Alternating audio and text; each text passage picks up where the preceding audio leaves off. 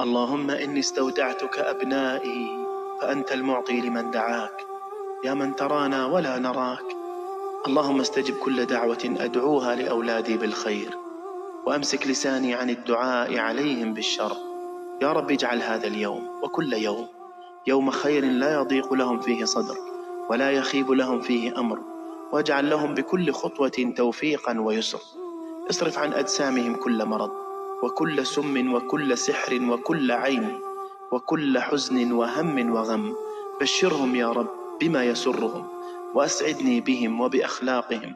اكتب لهم الخير كله، قدر لهم ما يصلحهم وينفعهم وما يرضيك عنهم، ودبر لهم ما يعلي قدرهم عندك، والطف بهم في كل قضاء، ونجهم من كل بلاء.